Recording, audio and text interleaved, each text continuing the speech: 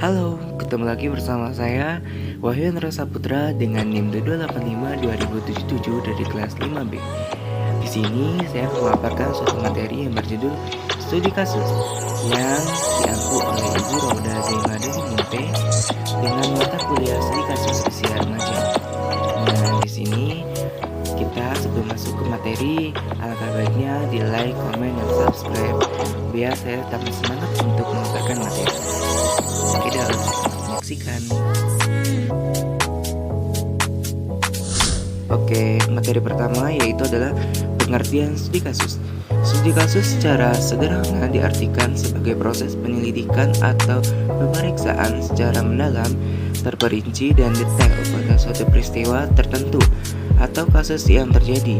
Studi kasus dapat diperoleh dari metode-metode penelitian formal banyak di disiplin ilmu dan menggunakan studi kasus dalam proses penelitiannya, baik itu ilmu sosial maupun ilmu eksak.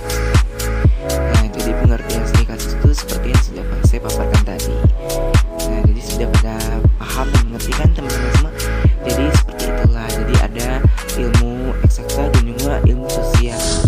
Next, selanjutnya yaitu adalah pengertian studi kasus menurut para ahli. Yang pertama itu adalah Robert Kain mendefinisikan studi kasus sebagai proses pencarian pengetahuan untuk menyelidikan atau memeriksa fenomena yang terjadi di dalam kehidupan nyata.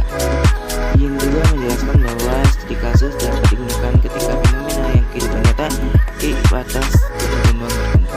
Selanjutnya itu menurut Potley dan Hangle.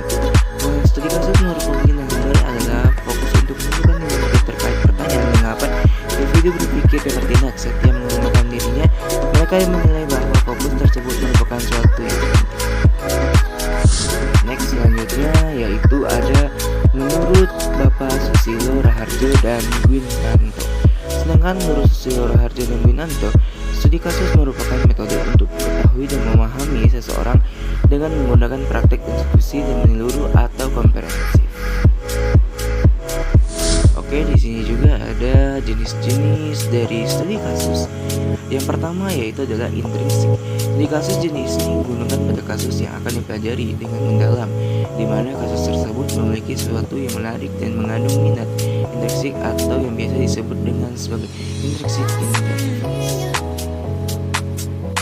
Dan di sini yang kedua yaitu adalah instrumental.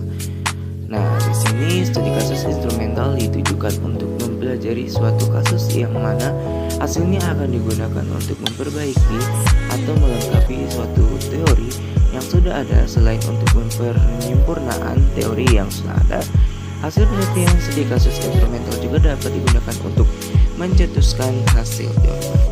Yang terakhir ada kolektif.